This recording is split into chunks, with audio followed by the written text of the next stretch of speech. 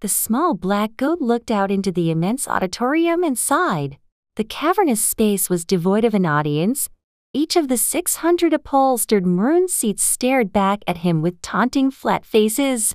"Jackson Jesse Simpson!" screeched the teacher. Literally. She was a puffy, squish-shaped screech owl with chestnut tufts for ears, and round golden eyes the size of saucers behind her wire-framed glasses. Jackson jumped and glowered at her. His scruffy eyebrows pulled into hoods over his eyes. The 3 kittens playing angels giggled. Maisie, the calf, rolled her eyes at Raleigh, the donkey. He brayed soft laughter in return. "Mrs. Palmer tapped her cane on the polished oak stage. Tonk, tonk, tonk. The sound echoed out into the cold, dark theater. She said, "Please pay attention." "Why?" he asked sulkily, his voice small, from the back row of animals. He added, "I don't even have any lines." His head hung low. The ends of his red woolen scarf dusted the floor. "This is a group effort, young goat.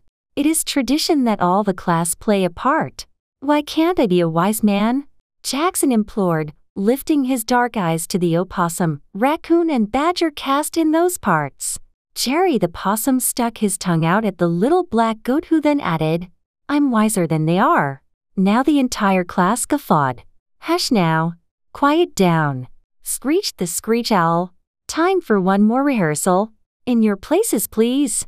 Jackson's ears echoed with the sound of paws and hooves trotting and tapping and clotting on the wooden stage as he crept behind the backdrop scenery and heavy curtain beyond. If anyone noticed his absence, they remained in relieved silence of it. Jackson stepped out one of the double backstage doors and into an icy gray world, swirling with white. It was as if he'd stepped into a snow globe. He picked up his pace, his scarf a whipping flag before him, and bounded into the safety of the cedar trees bunched at the far end of the school property. He shivered icy flakes from his coat and leapt deeper into the woods. The small black goat didn't want to go home to the orphanage. He felt alone amongst his peers and today had never felt so unloved, so useless, so small. After an hour he realized that not only had he never ventured this far into the dark, shadowy forest, but he was entering the Forbidden Acres. The wind whipped bare branches into his face. He squinted to protect his eyes. Snowy gales played hide and seek with him from between the immense pines. They always found him, stabbing at his soft belly with icicle fingers. "You're it." He rounded a bend and a flurry of immense black birds flop, flop, flopped into the charcoal gray sky. The whole world was a baroque black and white movie of harsh contrasts and menacing premonitions. "Ravens," he thought, suddenly nervous. The worst thing about ravens is that where they lurk, death does too. The birds flew to the treetops high above him and screeched curses at him in an ancient language he did not understand. He lay on his belly on the frozen white earth and covered his head with his hooves, expecting to feel razor-sharp talons slicing into his for any second. A blue jay swooped suddenly from a patch of inky black cedar shadows, its feathers a welcome splash of brilliant azure in the monochromatic clearing. It caught as it circled above him. As he watched, bolts of brilliant yellow lightning flew from the bird's head, aimed towards the ravens in the trees. All but one raven flew into the sky, like graceful, distinguished Draculas. The jay flew into the tree opposite the remaining raven. A tiny figure popped up from around the far side of its neck. It looked like charred kindling pulled from a hearth bound together by wire and wrapped in black rags. A tiny, pointed hat sported tiny, pointed ears. As Jackson watched in wonder and horror, the evil creature's eyes flashed blue sparks and a nearly white fireball, tinged in blue, flew from its outstretched twiggy hands. It nailed the jay bird's wing. The jay tumbled head over heels to the ground. A splash of blue feathers drifted in its wake. Before hitting the ground, a tiny figure leapt from the bird's back. The wee elf tucked into a ball and rolled somersaults atop the snowy ground. It came to a stop in front of Jackson's nose, spraying the goat's astonished face with fine, icy flakes. The enchanting elf bounced to her feet and looked around for her bird. In forest green tights and pointy brown booties, She was a blur of green as she raced to her feathered companion. She skidded to a halt at its chest. Her pretty, pale face all but disappeared in soft blue feathers as she listened for a heartbeat. Jackson said quietly, "Is he dead?" The wee she-elf spun towards the voice as if she'd forgotten he was there. "He was used to that," she said. "No, her heart beats." The goat and elf looked up into the treetops. The evil black duo was gone. Jackson fired off questions. "What was that? You're an elf, aren't you? Where are we?" The pretty little elf put her mittened hands on her hips. She wore a silky, long-sleeved tunic, emerald green, with bronze-colored embroidery, a yellow scarf and belt. Ash blonde hair spiked out from her acorn helmet. She umphied and removed the nutshell from her head. Her hair spilled in messy corn silk waves down her back to her knees. As she neared the young goat, he saw that her enormous eyes were chocolate brown with gold and amber flecks. She looked like one of those old 1970s paintings of waifs with ginormous eyes. She said, "Yes, I'm an elf, duh. That was a Nordic Balfi, a Norda for short." She added cryptically, "We are not far from my home, though I fear I have no way to get there. I won't leave Blueberry Twinkle Toes." She looked sadly at the jay. Tears magnified her mysterious dark eyes. One escaped. It slid down her rosy cheeks and dropped from her pointy chin. When it hit the snow, a tiny spray of golden glitter poofed. A flurry of fluttering wingbeats filled the clearing. A flurry of snowflakes drifted to the ground. Cardinals, goldfinches, chickadees, robins, and more alit on low-lying branches, each carrying a wee elf dressed in similar outfits, tunics and tights, scarves and mittens, in a plethora of mainly green shades. The elf next to Jackson said, "This is my family. I'm Astra Seneca, by the way. I'm Jackson. I can help you get home. It'll be dangerous. The Nordif are out in full force. We are losing the battle against them. I fear we may lose not only our home, but our entire race. I have no family. I have nothing to lose. Let me help you." Astra looked into Jackson's sad, nearly black eyes for a few seconds, then nodded. "What a shame. You have such a good heart, young goat," she called to her clan who waited silently in the trees. "This is Jackson Jesse Simpson." Jackson goggled at her. She continued, "Pointy is going to help me home." The elves in the trees, mounted on songbirds, chattered amongst themselves. At last, the oldest, with snow-white hair and a knee-length double-braided beard, called down, "Very well, daughter. We will escort you from above, lest the demon Nordufs return." One by one, each bird-mounted elf dropped long, colorful filaments to the ground. Orange, yellow, red and purple silk-like threads floated down gracefully. Astra gathered them up quickly and tied them all together in one 10-foot-long cord. She whispered into Barry's ear. The bird's head lifted warily. She rose shakily to her feet and cried out as her broken wing dropped to the ground. One of the goldfinches came down and silently landed by the jay like a fluffy, lemony yellow pom-pom with legs and small, pointy beak. A thin elf with honey-colored hair, wearing moss-green tunic and tights, leapt like a ballet dancer from the pretty bird's back. Astra and the male elf, Brannon, secured the poor blue jay's wing to her side. Then, with Astra on one side of Jackson and Brannon on the other, they lifted the blue jay onto Jackson's shoulders and secured the bird with the remainder of the silken cord. Brannon gave a little salute to the loaded-up goat and leapt upon his finch's back. Our miles into the woods, the sky grew dark. Astra lifted her tiny mittened hands to the sky. The clouds parted, revealing the brilliant white orb of a moon. Astra's hands filled with moonlight. The magical lantern was small but bright. High above them, 24 more tiny lanterns glowed, and the sky was filled with flying stars.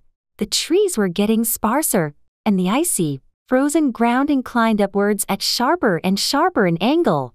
Astra told the sure-footed goats stories of their enemy, the Norduf, as they ascended the mountain. They were an ancient race of elves from the deepest bowels of Norway hills, displaced by ore-mining humans. They sought to take over Astra's race of Kindweenets. Their leader Draken sought ultimate power through the death of Astra, the most powerful magic elf their world had ever seen. He intended to enslave them and use their magic for his own elevation to a godlike status. He would drain them of their powers, their life force, then toss the husks away like garbage. And he dreamed of taking revenge up the human race. We live at the top of this mountain, inside it. When the Nordufs discover this, we will be doomed. Just then, the entire mountain quaked. The earth under Jackson's small hooves reverberated with thunder. His feet did a scary little skittering dance. His back legs slipped over the steep edge, but only for a few seconds. After the shock wore off, he found his feet and continued up the steep slope with fierce determination. The elves in the air chattered excitedly, in alarm. Suddenly, the air around Jackson and Astra was filled with huge, flapping black flags. The ravens swooped and swirled, cutting Astra and Jackson off from the rest of their clan. Over Jackson's head, Astra fired a white-hot fireball from her palms. She nailed a raven's wing and it screamed in fury as it fell 1,000 feet below. 2 more ravens fell past them, Haven taking shots from overhead. Then a soft, grayish-brown wren fell past, fluttering a single wing uselessly. Astra pulled the bird and rider in on a strand of silken rope like a fisherman reeling in a trout. They clung to the cords around Jackson's shoulders. A raven, the largest by nearly twice the size of the others, circled Jackson's group. Astra yelled, "Draken! Faster! Faster, Jackson!" Draken sent a whitish-blue bolt of lightning at a cardinal that swooped down close. She yelled, "No!" and shot a yellow-tailed bolt that intercepted the blue one. They burst together in a retina-scorching display of fireworks. As soon as Astra had let go of the last bolt, Draken had one aimed at her. She was too late to deflect it. It knocked her flat against Jackson's neck. He felt hot, burning embers and smelled singed fur. He called out, "Astra!" He got no answer from her. The elf they had rescued sobbed and said into Jackson's left ear, "She's dead." A flurry of fireballs erupted angrily over their heads and 3 more ravens fell head over heels past them. Black feathers swirled in the gale winds. Their strapped-on stick-figure demon riders either flopped limply, like knobby bags of bones, or they flayed futilely to get free. The elves disappeared over the tip-top of the mountain. Jackson struggled to follow them to their world. The snow was a storm at the apex. It all but blinded the relentless goat. "There!" cried the elf on his back. Jackson forced himself still. His legs trembled with the urgency to keep going down the other side. He strained to see what the elf was pointing to. There! A spark of light. A small crevice. Jackson wondered if he'd fit. As if reading his mind, the elf yelled over the shrieking wind, "It's wider than it looks. The entire length is covered by ice and snow." Jackson nodded, and with renewed strength made his way quickly down the steep slope, sliding and scrabbling for footholds the whole way. The giant raven screeched in his right ear. He jumped, losing his footing for a few seconds. Hold on," screamed the elf from his neck. Almost there, Jackson was close enough to see 6 tiny green-clad arms waving them on like grass stalks bristling in the wind. The raven swooped and hovered directly in front of Jackson's face, blocking his advance. Then shoop! A bluey-white fireball, sizzling with electricity, came straight at him. It flashed between his eyes and hurt like nothing he'd felt before. He was blind. He made his feet move, but they galloped in nothing but thin air. The raven screeched in pain and anger. Its harsh voice disappeared downwards. He heard the feathers rustling, heading down. The elf on his back said, "Astra spelled you. After you were hit, the fireball rebounded at the bird. Double strength. Woohoo!" He slammed into a snowy ledge and tried scabbling onto it. He managed to stand into a crouch but, still being blind and discombobulated, took a step in the wrong direction. He felt himself tumbling down into blood-freezing, empty space. The weeping screamed so high-pitchedly in his ear. It was nearly soundless, like a dog whistle. In silent blackness his consciousness left him. Gradually, The edges of his vision brightened to gray, then came on full force. He looked down and saw white and green and patches of brown streaking past far below. His small, shiny black hooves were galloping in thin air, the ground at least 1,200 feet below. I'm dead and dreaming, he thought, a wonderful bestest dream ever. He looked up and screamed. He'd nearly flown right into the mountain that he recognized as the home of the elves. The elf on his back joined his scream and pulled up on the cords as if they were reins. The jay cawed and the wren squeaked a cry. Jackson flew vertically up another 400 feet to the mountain top, as if pulled up like a kite on the wind. The sky was clearing. The top was level with the few remaining wispy clouds. They breezed away into the starry black night. The crevice was easy to spot. A lantern was burning warm, welcoming sunny light. As Jackson and his riders approached the entrance to elf sentries in green and gold waved frantically and laughed and cheered. As Jackson landed at the cavern mouth, 24 more elves had appeared. They quickly untied the birds and Astra's lifeless body and whisked them away inside. Jackson squeezed through the narrow opening and followed the elves down deep into the bowels of the mountain. It was warm and cozy, with high, vaulted ceilings of natural granite. Hundreds of tiny moonlight lanterns lit up the vast space. The walls and ceilings sparkled magically with mica that caught the lantern light. An old elf woman, the elder's wife, brought the worn-out goat a warm drink of herbs and cinnamon. In minutes he was asleep. The next morning, he awoke in a large, toasty warm room with rows of beds like a hospital. He was amused to see the elves had put 4 of their largest beds together for him, yet his hooves still hung over the end. Next to him was the jaybird, her wing bandaged against her body. He turned over and saw Astra fast asleep in the next bed. She was breathing and alive, though bandages covered her arms, and her face was reddened as if sunburnt. Brannon sat at her side and held her hand. He turned around to Jackson and said, "She'll be fine in a week or so. Thank goodness." "So, it wasn't a dream then? I really flew?" "My heavens, yes." "No. I mean yes, you can fly." "And no, you weren't dreaming." He laughed in delight at the goat's wondering, elated expression. He said, "Astra spelled you so you could save us all. But I fell. I nearly killed us all. Without you, Astra would be no longer, and the Nordufs would either enslave us or slaughter us. She is still only a child, our savior. Her powers will grow as she matures. Like the baby Jesus," Jackson said under his breath. Louder, he said, "I've got to go. I'm needed at home." The elder elves and a few of the others had joined Brannon. The eldest with the long white beard said, "Yes, you must go now. The flying spell won't last much longer, though long enough to see you home." On the stage of the school auditorium, Jackson Jesse Simpson looked out at the audience. Every seat was filled, and every face glowed with Christmas cheer. He proudly stood in the back row of animals, in between a white pygmy goat smaller than he, and a pretty little chestnut filly, excitedly hopping from hoof to hoof. He looked at the 3 wise men. The opossum in the center looked up and winked at him, smiling. As the entire cast sang Silent Night together, Jackson's voice joined in. He felt in perfect harmony for the first time ever. He saw at the very back of the theater, in the ebony darkness, 200 tiny yellowy white sparks, wavering to and fro along with the song that filled the air. Welcome to Typecast. Welcome to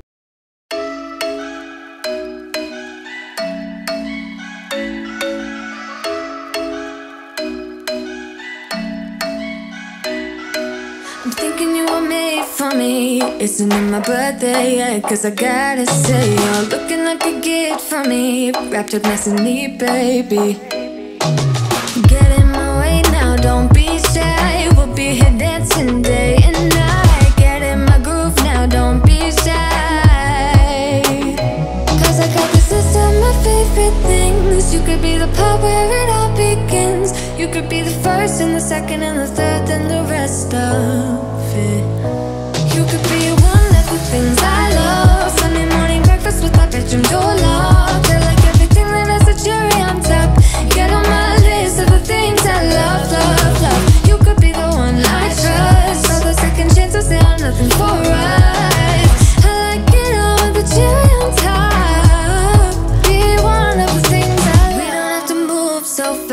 baby, I will show you how you can catch my vibe. And right away, got so much time looping in the blurry lights. Get in my way now, don't be shy. We'll be here dancing day and night. Get in my groove now, don't be shy. Cause I got this list of my favorite things. You could be the part where it all begins. You could be the first and the second and the third and the rest of it. You could be one of the things I love. Sunday morning breakfast with my bedroom door locked. I like everything that has a cherry on top. Get on my list of the things I love, love, love. You could be the one I trust. All the second chances, they are nothing for us. I like it all with the cherry on top.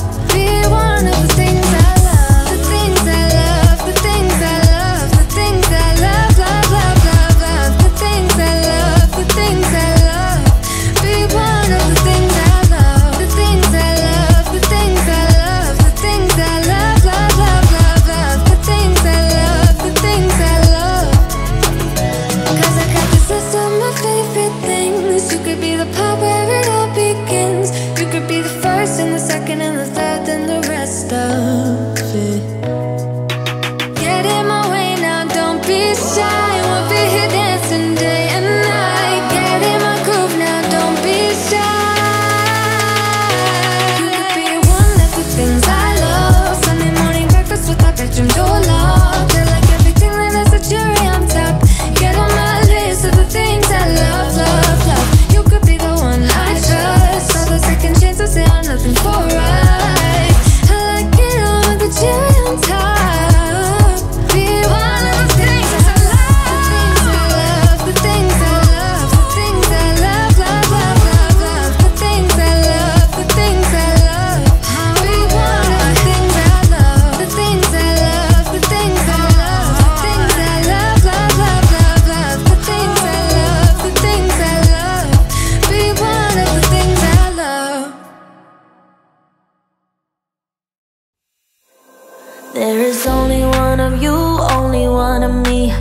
There's a million of those who won't let us be. But they're not gonna see me bleed. Cause baby, I got you, you, you, you. I've been beaten to the ground, dragged across the dirt. I've been scared to live cause some people never learn. But they're not gonna watch me burn. Cause baby, I got you, you, you, you. It's a new beginnings and a better life. It's the dancing underneath the disco lights. They can try but they can never take me down. Ooh, cause I'm not afraid, I'm not afraid, I'm not afraid to love, not afraid to love you. I'm not afraid, I'm not afraid, I'm not afraid to love, not afraid to love you. They always bring all the lonely, but with you here nothing can scare me. I'm not afraid, I'm not afraid, I'm not afraid to love, not afraid to love you. I will tell them what I'm feeling forevermore. I don't care about the feelings, not anymore. So let's show them that love is pure. No matter who it's for. It's a new beginnings and a better life. It's the dancing underneath the disco light. They can try but they can never take me down. Cause I'm not afraid, I'm not afraid, I'm not afraid to love, not afraid to love you. I'm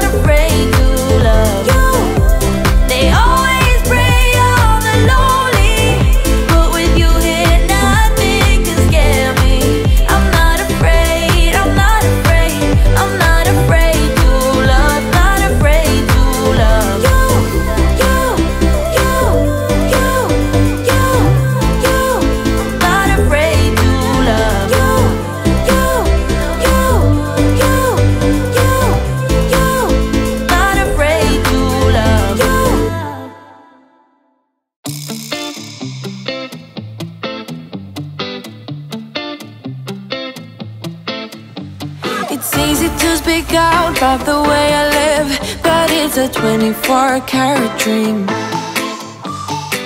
No supermodel in my dirty jeans, but in my 24 inches heels. I'm not pretending, I'm born like this, a game for the reckless. It's so extreme and I don't really care, I don't really care, yeah. I don't really care, I don't really care, yeah. They're calling me a mad woman, mad woman, mad woman. Calling me a mad woman, mad woman. No, I don't really care, I don't really care, yeah. 'Cause boy, it's none of your business if I'm a mad woman.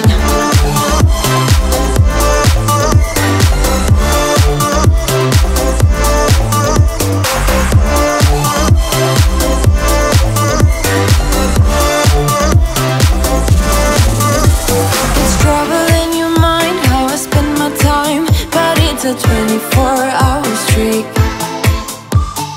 wasting all your thoughts just to criticize, but there are plenty more ways to think. I'm not pretending, I'm born like this, a game for the reckless.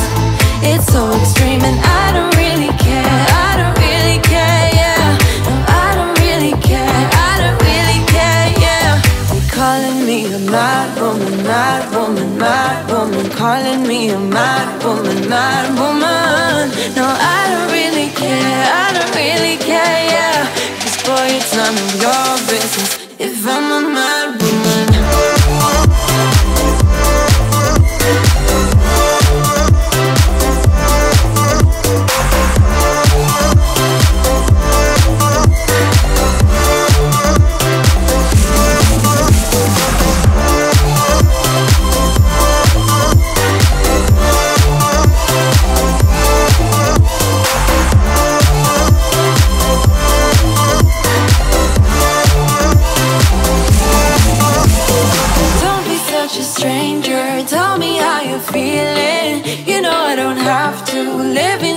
Frames, boy, it's such a funny way to tell me what you search in life. Well, I'm a mad woman, sorry I don't compromise.